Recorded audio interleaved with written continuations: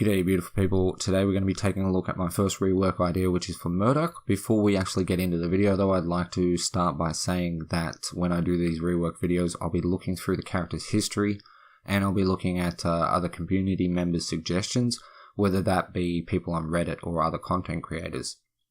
In some cases I'll be agreeing with said community members and going along with their ideas, and perhaps adding some minor tweaks. In some cases, I will not be using their ideas, but I may provide feedback on that idea. Any feedback that is given is not an invitation to ridicule that person. I do not condone that behavior, and instead ask that we be civil, so that all of our ideas can potentially create something great. Just because you don't agree with someone's ability, say a brand new ability they've come up with, does not mean that that could not inspire someone to come up with something that you think is amazing.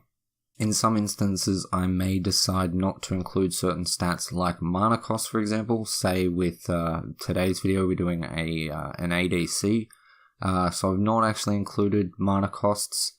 I don't really feel like that's a huge part of the rework process when it comes to a carry. Perhaps we'll do that with casters in the future, but for today we won't be. I am going to include a passive for every single hero. And like Sylphan, I've played a bit of Heroes of the Storm, and I like the idea of having quests. So I will be suggesting quests for each of their abilities and their passive, but not for their ultimate. Quests will be an objective that is given to an ability like hitting X amount of heroes with that ability, and upon completion will grant bonuses to that ability. Although I feel that with enough tweaking, all quests could be made available to each hero throughout the game.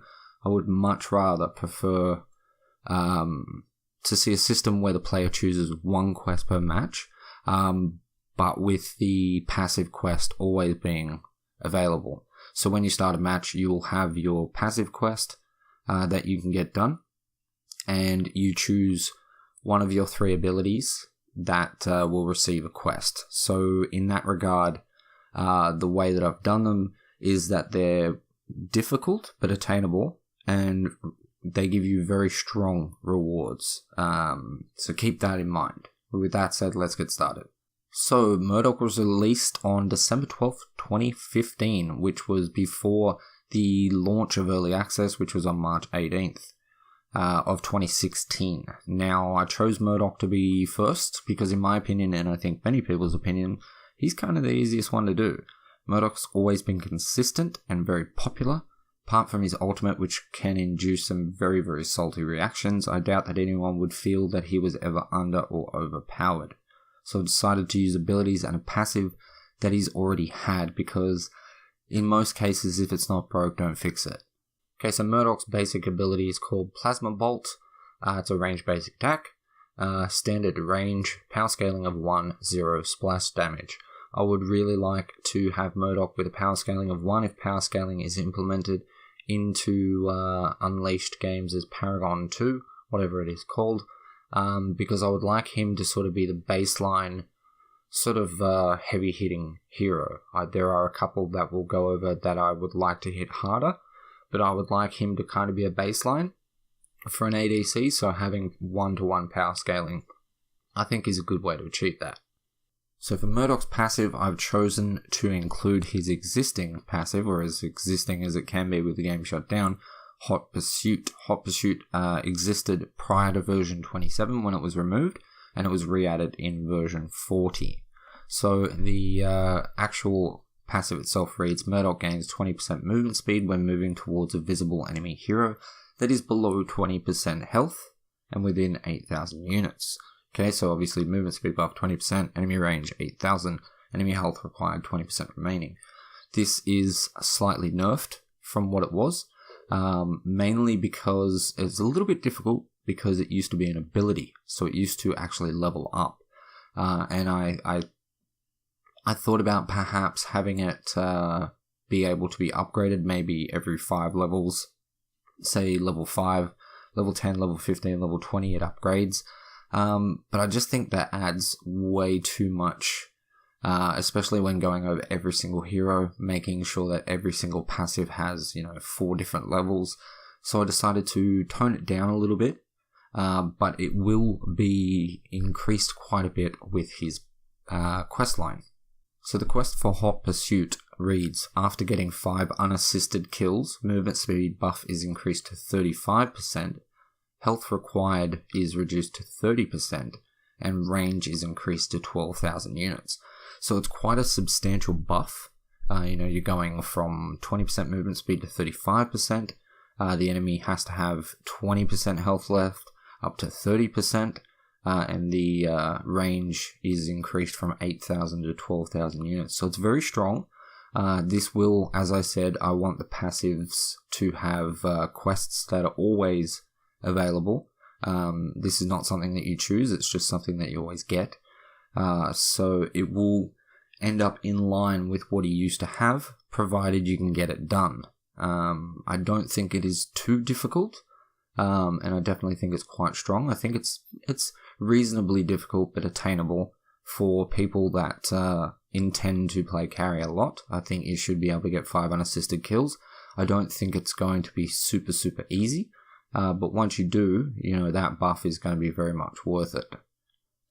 Okay, so as far as passives actually go, the only other thing that I've really seen suggested is Sylvan suggested something along the lines of creating him as an extended range hero, where he has an extended range, and after hitting a certain amount of heroes, he can extend that even more. Although I appreciate how inventive that is, I actually think that would lead to a lot of problems. Because of the amount of extended range he would have, he would almost be a given in every single match. Because one of the greatest things about playing an ADC well is your positioning. So if you never really have to be in a bad position because you have that extended range, why the hell would you choose anyone else?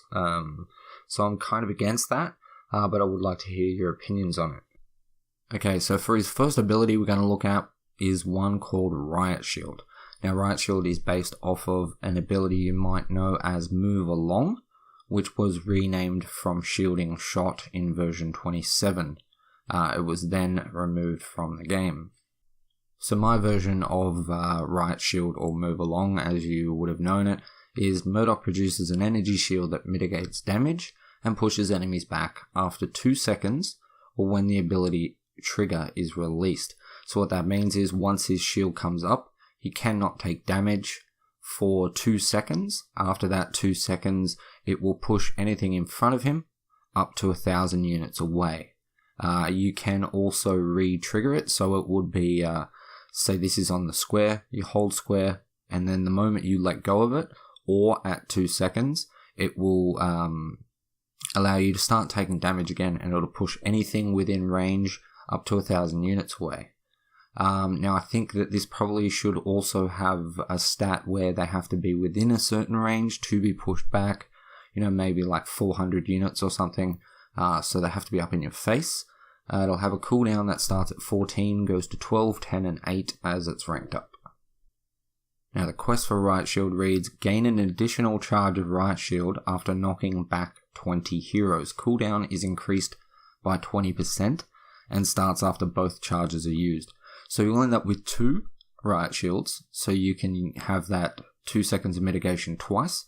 You can push people back twice, but the cooldown will be increased by 20%. Okay, so that'll take the cooldown to 10 seconds instead of 8 at max level. But you will, and that cooldown will start the moment you've used both. So you can't use one and then keep one while the other one goes on to cooldown. So you have to use both before you can recharge and get both of them back again, or even get a single one back again. It obviously sounds pretty strong, having 4 seconds of damage mitigation and 2 pushbacks, but keep in mind that because this is one of his actual abilities, you'll only be able to choose one of 3.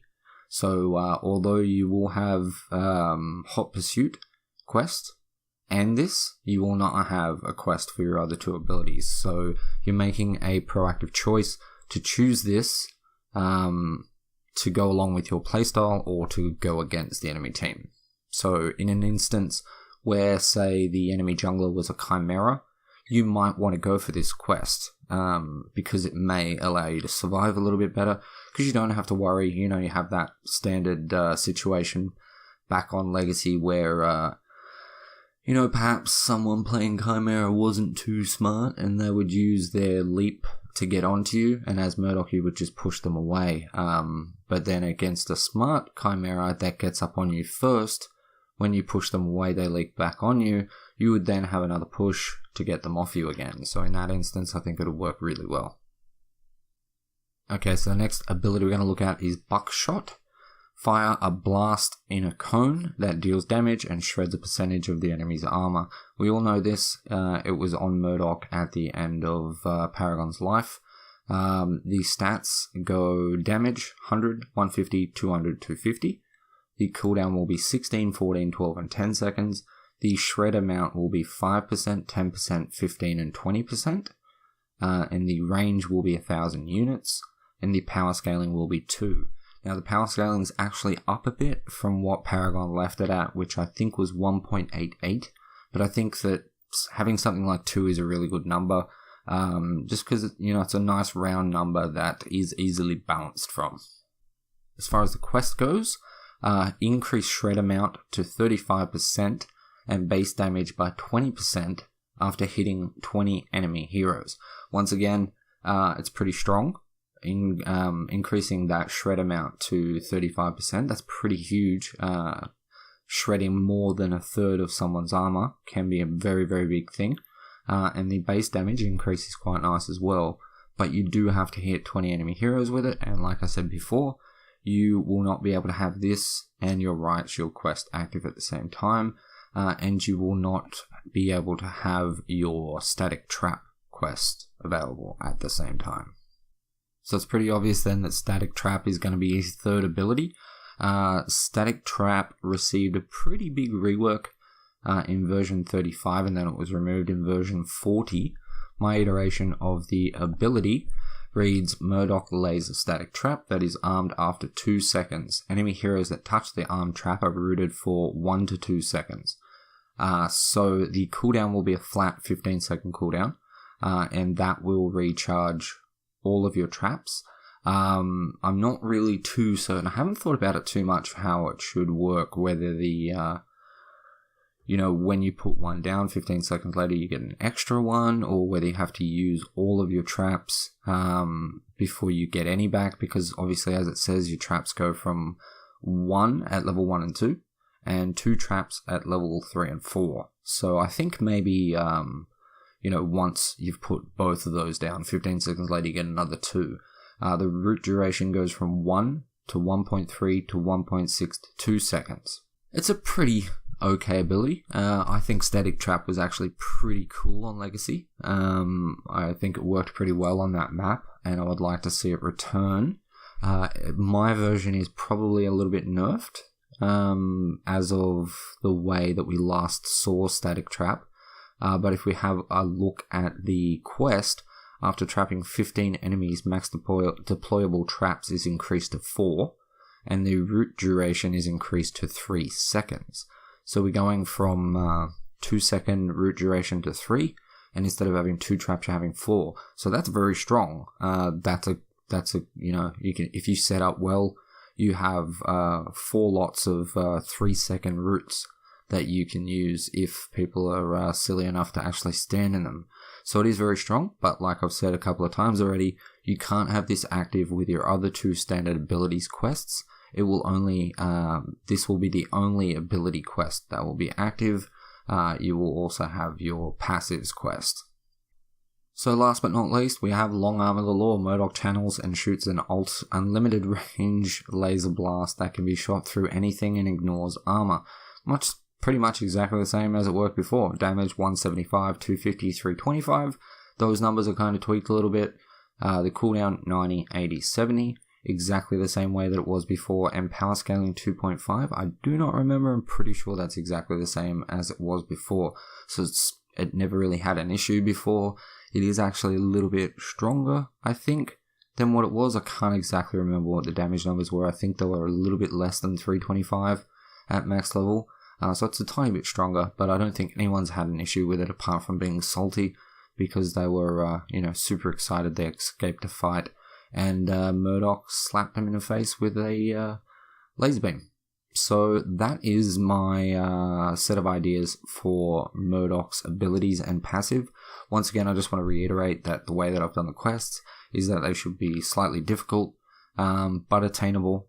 They should be very, very strong as far as the buffs go that you get. You will always have your passives quest that you can get completed, but as far as the other 3 abilities go, you can only choose 1 per match, so that's why they're so strong. I would love to hear your feedback on pretty much everything I've said. So if you have any opinions, leave them in the down there. Whether that be, suggestions on number tweaking, suggestions on tweaking those quest numbers, because it is a little bit hard not ever having quests implemented in Paragon. I think it'll be quite hard to initially balance the numbers and have them come out and be perfect. Or just any general thoughts on today's video. With that said, I hope you enjoyed it. If you did, smash the like button and subscribe.